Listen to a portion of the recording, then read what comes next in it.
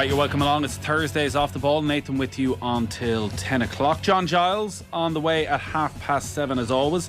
Going to be giving his thoughts on the Champions League final, on Calvin Phillips' potential move to Manchester City, and also the news that Paul Pogba has left Manchester United. So that on the way from 7:30. After 8, Eddie Brennan in studio. Huge weekend of provincial finals. Cody against Shefflin. Will there be a handshake before the match? Will there be a handshake after the match? Who knows? But Galway-Kilkenny coming up at Croke Park on Saturday night in Leinster, and then sold out Semple Stadium Sunday. Clare against the All-Ireland champions Limerick. We're going to look ahead to both those games. And after 9, Paul McShane officially announced his retirement from playing over the past week or so, and he's going to join us to talk about his time recently at Manchester United. So even though he had stepped away from senior football, he was actually playing under 23 football, bizarrely, with Manchester United, where he was also a coach, and he was slotting in there at centre back, but he's decided he's done with that. He's going to focus fully on his coaching, and we're going to look back in his career, particularly his time with the Republic of Ireland. 53106 is the text number. Add Off the Ball if you want to get in touch on any of our social channels. Richie McCormack, good evening. Nathan, how are you? I'm very well. Joe Molloy, good evening to you. Evening, gents. How you doing? Paul McShane, so good he gets 2 retirement interviews. Well, indeed. I guess it was a testament to him that Manchester United could have invited anybody back to be part of their 23 setup, because you're allowed a certain number of overage players now. And he had left an impression on quite a few people from his time there, and they gave him a call, and that speaks volumes, I suppose, about the type of person he must be around training ground, and you know, these things are very important when you're trying to set a culture. So always very impressive anytime you talk to him, I think. Very natural, gives an opinion, but very professional and impressive as well. So good luck to him. Yeah, we'll try and get what we can out of him from his time at Manchester United over the past few months, which has obviously been a very interesting period, particularly in comparison to, say, when he was there as a kid in sort of 03-04 on peak Ferguson era, as to how things have developed since then. And I'm sure he'll give us what he can, and also what his role is going to be going forward at Manchester United, and has he met Eric Ten Hag and what's going on with that. And also we'll talk about Ireland, because he was on a few months ago with Joe, and he spent a lot of time talking about club career and that. We're going to touch a bit more on the Irish side of things, and I guess some of the difficult stuff as well, because he was part of that era where the criticism became incredibly intense, and himself and Glenn Whelan were probably the lightning rod for the vast majority of it, Richie. That was certainly the stuff that got over the top at times. They were two that were particularly singled out. Yeah, it was the first dawnings, I guess, of the social media age as it relates to the Republic of Ireland team. And the first thing about social media is it always needs whipping boys of one sort or another. And unfortunately, for both Glenn Whelan and Paul McShane, they slotted into that niche, I think, for a certain cadre of people throughout the course of their international careers. And I think looking back on both of them, I think we can say with some degree of certainty that neither of them were anywhere close to deserving the level of vitriol and bile that was thrown their way by several people down through the years, because they always stood up, they always turned up for international appearances, they always wanted to perform for their country, and that is all you can ask of an international footballer. You can't instill qualities that you want to be there into people that just maybe don't have them. But as regards to putting in effort and putting in their damnedest for their country whenever they wore the jersey, I don't think you can really criticise McShane nor Whelan too much. What time is Eddie Brennan on it, please? First message in from Anonymous. Eddie, obviously very popular. He's on at 8 o'clock, just after 8 o'clock. He was in studio earlier on, so actually, if you can't hang around to then, but please do. You can get on to any of our social channels. You can watch the full thing. Because he ended up being in for about an hour. It was one of those went off on a few tangents. One of which I was bemoaning at the start off air, Joe, that the poor old 8-year-old hurlers of Dublin, who somehow at a period ended up with me as their coach. It feels like they're at a distinct disadvantage for life when the 8-year-old hurlers in Kilkenny have Eddie Brennan as their coach. And we got into chatting about sort of underage and development, and he was saying on air that he'd no great interest in hurling at all until he was sort of 16, 17. In fact, he was like every other kid in Kilkenny who was sent to primary school with the hurl in hand, and I assumed all of them loved it and spent all day, every lunch break, small break, big break, out pucking ball. He said he'd hide the hurl before he went into the school because he didn't want to play, but he kind of had to bring it with them. And it was about 3 or 4 years into it when one of his aunts mentioned to his mother, he doesn't play any hurling with the lads. So he was a very, very late developer. Didn't play underage until minor with Kilkenny. So I think there's a lesson in there for a lot of people about development and pushing people and just giving them the space to try and develop. Wow, that's amazing. I had no idea. Because hurling, almost as much as any sport we talk about, it does seem you need to start early, very early. Like, I remember some hurling people talking about this and saying, you know, if you're not started and learning the ways and how to protect yourself and how to tackle and all of these things by 8, 9, 10, 11, you know, it's real catch-up territory more so than most sports. So that's incredible. I hadn't heard that at all. That's really interesting. As for the Dublin kids that you coached, there's probably a level of trauma there that can never be undone, I would say. Well, he did mention, Arthur might remember the name of, was it a Wexford hurler who he reckoned changed their grip at 16 or 17, so they were holding the hurl the wrong way around. And my biggest confusion while attempting to, I'm not even going to say I was coaching hurling, just being there while children were playing hurling, was constantly having to try and remind myself what was the correct way to hold the hurl. Left hand on top, right hand on top, looking around just to see what the adults were doing. That's the level I was at when it was coming to coaching the kids at hurling. So thankfully I've stepped away. That's why you stick the headphones in, the earphones in at the start of the session, and you kind of saunter over towards the corner of the pitch, and you don't make yourself get involved. I could never do that. I probably should. I was thinking I probably should do that. Now I just stick to the football, where I'm not much better, but at least you know, it's fairly simple. There's a little bit less skill involved. By the way, it's a who's who of Irish media celebrities on the sidelines of these kids' pitches, because in different games through the last while I've encountered Dave McIntyre as a coach for one of the teams. Go on. Is there an angry McIntyre on the sideline? Is there an angry McIntyre on the sideline? Yeah. He's not too different as to what you might imagine, but he's not as vociferous and as I guess traumatizing towards small children as you might imagine as well. Did he use the word outrageous at any stage? Disgraceful. Was the word disgraceful used by McIntyre? It was only when I turned up that he kind of threw those words out there. But yeah, Tommy Martin as well is another one. I met Tommy out in down in Ringsend a few weeks ago. Yeah, looked to my right in the sideline one Saturday morning. Got the Vincent's top on. That's Tommy Martin. He tell you what, he looks like he could do well in midfield. That man, doesn't he? He's fit and ready to go and play intercounty. Looking, he puts us all to shame. To be honest, you particularly, but particularly bloody just hell, all of us for. puts us to shame. Uncalled for. Sorry, it was a bit harsh, wasn't it? Bloody hell, Richie, you've upset me there now. But you're just walking off in the corner with the headphones on, listening to the podcast, while the rest of us are out there volunteering our time. Yeah, absolutely. Catching up on Golf Weekly, Nathan. That's what I do. That is Richie. Come on, you gotta step up. What are you giving back to the club? My presence. Wow. Are you like an official coach, or is this just a thing where parents are encouraged to hang around? Well, I think in the GAA there's not much difference between official coach and parent who hangs around. Like there's no, so our kids are 2013. Like there's no official paid coach with them. It's 15 parents who divide them up, and off we go. Tuesday, Monday, Thursday, Saturday, Sunday. You don't have to show your badges around. Relentless. No, they're obviously encouraged at all the clubs to do your coaching badges and do your foundation courses and step up along the way. And I presume as they get a bit older and numbers start to fall off, those who have the greater interest and who do more of the coaching courses are the ones who end up managing the teams. But generally, it's left to the parents to volunteer. So there's the development officers at the club, but they're in charge of the greater coaching of the coaches. But yeah, it's like when we were kids, Joe, the exact same. Whoever steps up. Well, you could always teach them how to celebrate winning an innocuous free in their own half. And that's crucial, that's key, that's intrinsic to the game of hurling. You could fist bumps. That could have been my thing. All that kind of stuff, yeah. Yeah, getting in the opposition's face. Showmanship is key, Nathan. Yeah, you're all about getting in the showmanship. opposition face with a bit of a fist pump. Mm-hmm. Wow, I haven't seen McIntyre on the sideline yet. I think that could be a grudge match. Yeah, we're not at stage. We're not really at stage where we're playing north side, south side yet. You see, so you're north siders and I'm a south sider. That's when things will get really tough. I think that's next year. We've played a few south siders. Have you? Yeah.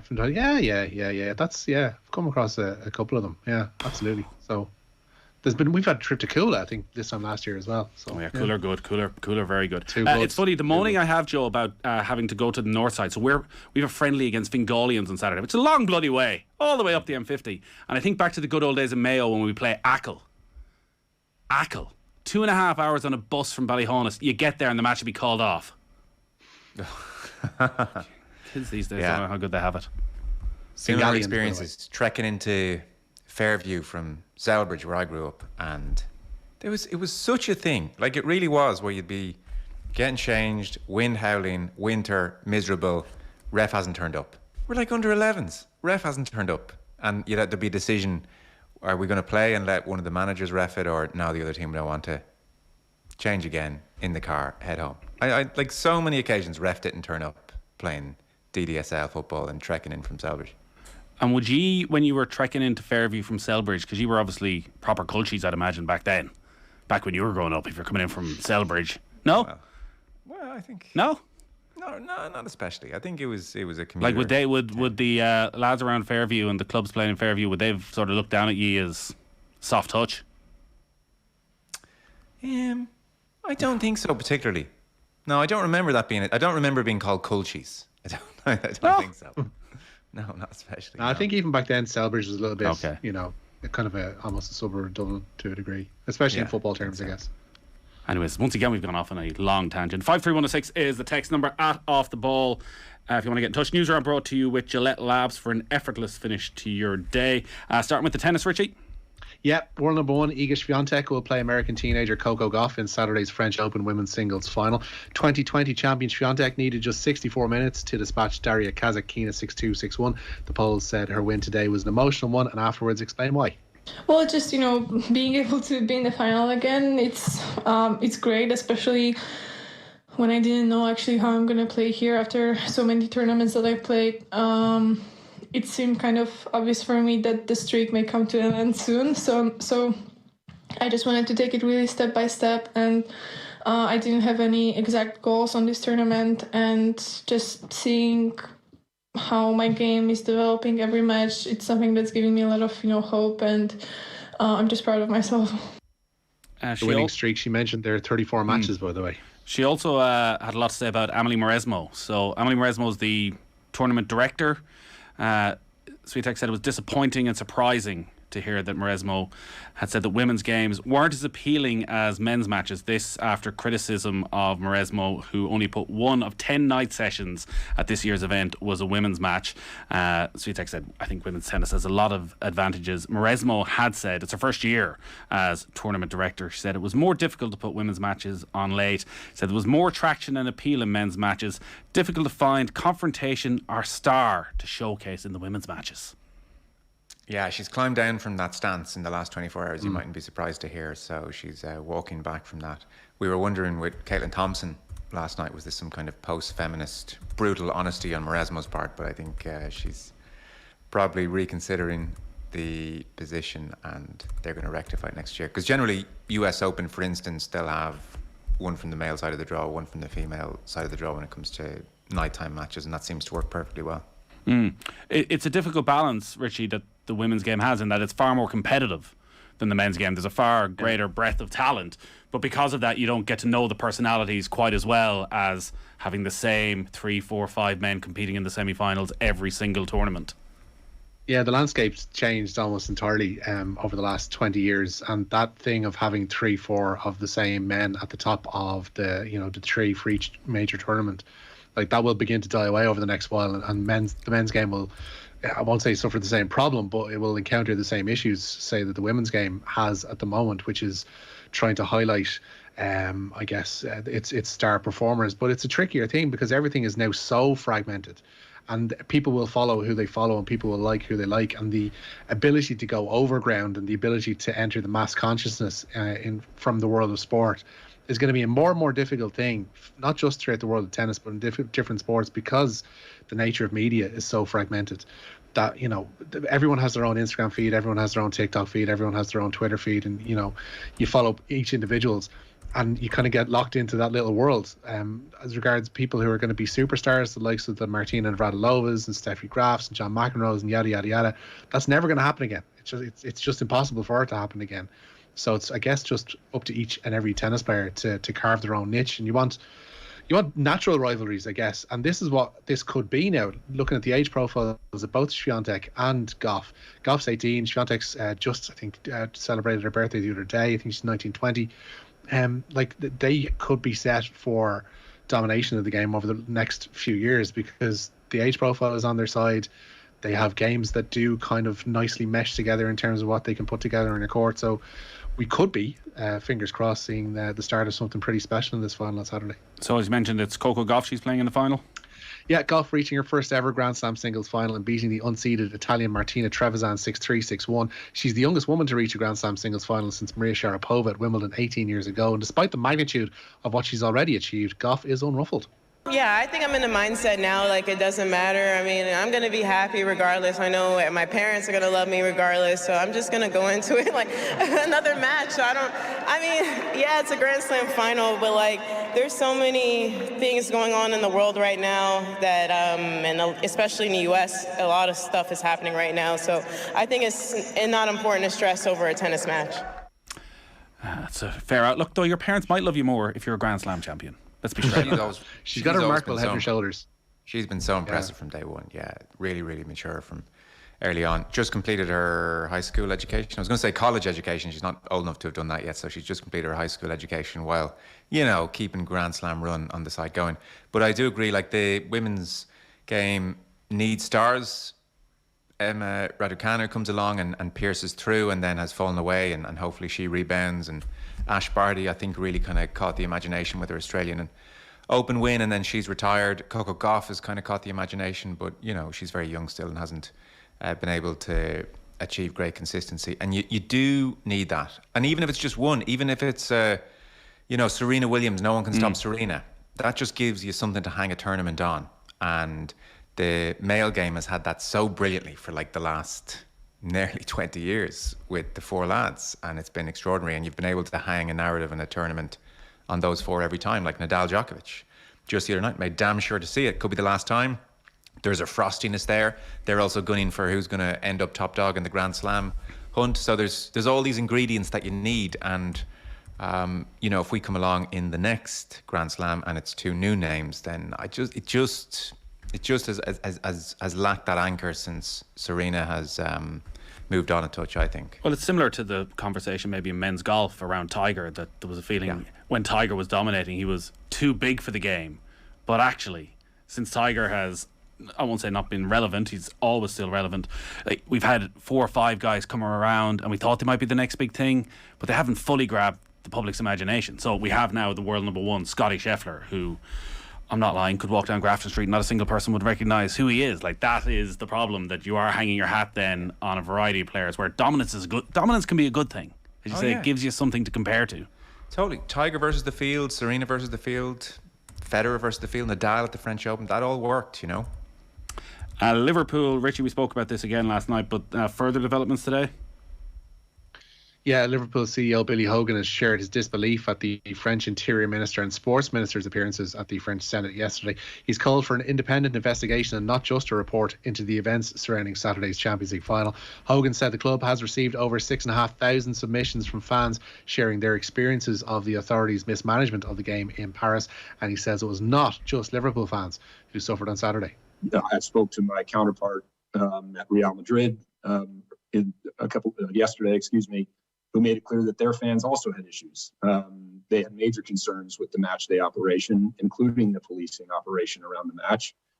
We spoke for a while about this yesterday. I know they're equally concerned about making sure that this, again, is an independent and open investigation. And my understanding is that Real Madrid is going to be putting some details out across their channels about this as well. So, I referenced it earlier in the week. And again, maybe it's just terminology, but we at Liverpool have been calling for an investigation into what happened in Paris on Saturday, not a report. I think those are two very different things. And we've written to UEFA again today and raised specific questions, 13 specific questions that we'd like them to clarify around the details of this investigation. And we need clarity around what those points are asking, those questions that we've asked to fully understand the proposed process. And we just feel it's incredibly important that we get this investigation going. Frankly, that we get it launched immediately, and that there are clear specifics around the process and how it's going to work. In terms of how this finishes, Joe, with a satisfactory conclusion, I guess the only way is that there's recommendations put in place that this can't happen again. It's hard to see what stance Liverpool will or can take as retribution against UEFA for the way their supporters were treated.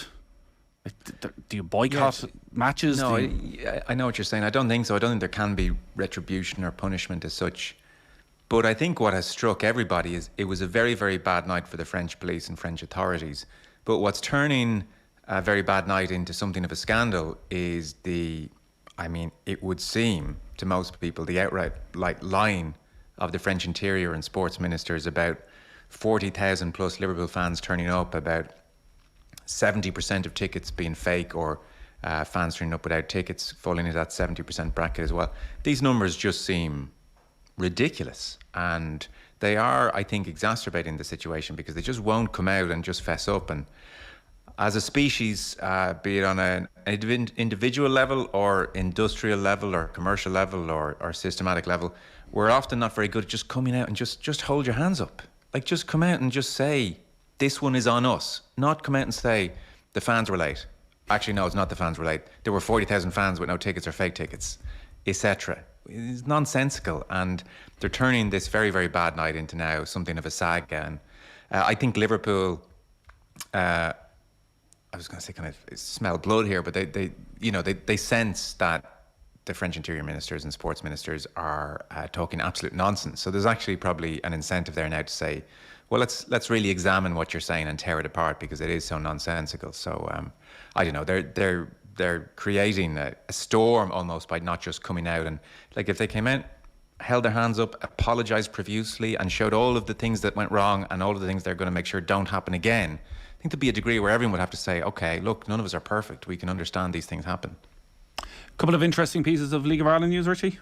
Yeah, there is indeed. John Russell is the new manager of Sligo Rovers. The former Bit of Red midfielder replaces Liam Buckley, who left the club nearly a fortnight ago.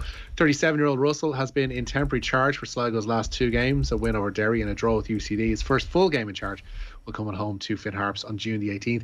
And Kerry could finally have a team in the League of Ireland from next season. Kerry Football Club have applied to enter the FAI's club licensing process with a view to joining the First Division next term. They're backed by former Cork City star Billy Dennehy and the American-based directors Stephen Conway and Brian Ainscough. Yeah, this seems like a really positive move. Obviously, it's a very Dublin-dominated Premier Division at the moment, and 5 teams from Dublin, then throw Dundalk and Drogheda in within an hour of Dublin as well. And this building, Richie, towards having 3 divisions, which I think everyone's a little bit unsure of, considering what the First Division is at the moment, and the way players are often treated in that, the sort of contracts they're on, the money they're on. Can Irish football sustain a third league? But there's such a hotbed of football in the likes of Kerry, Mayo, that just aren't being served at the moment, that anything that shows a bit of progress, I think we got to get behind. Yeah, absolutely. And there's even, like, you can go into Munster Senior League and Leinster Senior League teams that there are players who have decided against playing in First Division, say, football or Premier Division football to a degree, but particularly First Division, and go and play Leinster and Munster Senior League because it works out better for them and they end up being competitive leagues and competitive teams.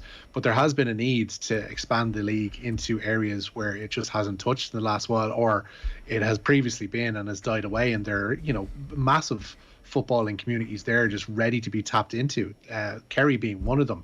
You'd obviously know yourself that Mayo has probably been calling out for a team for longer than we can care to remember, and the natural rivalries that can create, having Sligo and Galway either side of you as well. And then you get back into the likes of maybe reviving something in around, I know Carlow Kilkenny tried to get back into the mix last year. That might again raise its head because since Kilkenny City died away, unfortunately, there has been a need to get another team in around that area of Leinster too. It can only be a positive, because I think spreading the game is something that the FAI have not done properly, I don't think, in the past 20 years. They've just tried to keep the league together and keep it existing and keep it rolling, but actually having it grow and having a natural life and having sides in all areas of the country can only be a positive thing for pretty much all concerned going forward.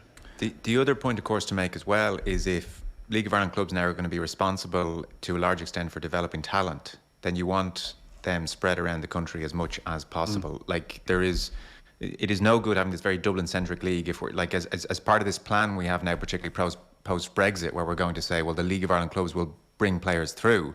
I mean, one of the aspects we probably haven't discussed enough is What about the pockets, the huge pockets of the country where there aren't League of Ireland clubs? Where do you come through if you're a brilliant footballer in Kerry? Trek to Cork or Limerick? So, that's another aspect to this whole thing. Yeah, if you're from Dingle, having to make the trek to Cork or Limerick probably ain't going to happen for you, whereas at least maybe Killarney's a bit more realistic. Just to finish up, Richie, I think there's been a lot of speculation about it, but confirmed today, massive change to the Champions Cup. Yeah, the EPCR confirming that South African teams will be competing in the United Rugby Championship that will be also entered into European competition from next season. The DHL Stormers, Vodacom Bulls and Cell C Sharks will all compete in the Heineken Champions Cup next term. The Emirates Lions will enter the Challenge Cup, as will the Bloemfontein-based Cheetahs, who've been invited to play in the second-tier competition. The formats, perhaps most importantly for both competitions, are going to be revealed in the coming weeks. Why can't these things just stay the same, Joe, forever? I know. Part of me does think that. Owen Redden was on last night and he was saying with the addition of these South African sides, this tournament he thinks over the next couple of years become the tournament, the biggest tournament that all the players want to win at club rugby, and it will just be bigger, better than ever, and I totally see that. I'm probably the only one thinking too much about this, but over the next 10, 20 years, sustainability is going to become increasingly an issue. I mean, flying up and down different hemispheres, getting fans to do it as well. I mean, the carbon footprint of this thing is off the charts, and maybe that's a minor concern. It always crosses my mind increasingly with sport. It does feel, and listen, South Africa are in a difficult position because of their location, that they're so far from wherever they decide to go and try and play. But the European Cup, and I know we're harking back to the Munster days, was built on rivalries and the great nights in Thomond Park when the English sides would come over. Fans just aren't going to travel to these games. We're going to end up in that American franchise scenario where there are no away fans at these matches. Yeah. That's, So, I don't love the thought of it, I have to be honest. But it's clearly building up to South Africa in the Six Nations. Yeah, it does seem that way. Which again, really don't love the thought of that. So, look, who knows? And the whole landscape is changing dramatically, and in 3, 4, 5 years, it may sort itself out properly once and for all. But I don't know. I don't sense a huge appetite for this. What would you say about the South African sides in the URC? Have they made it all the more better for you? Yeah, been fine. Yeah, forgettable. All right, we got to leave it at that.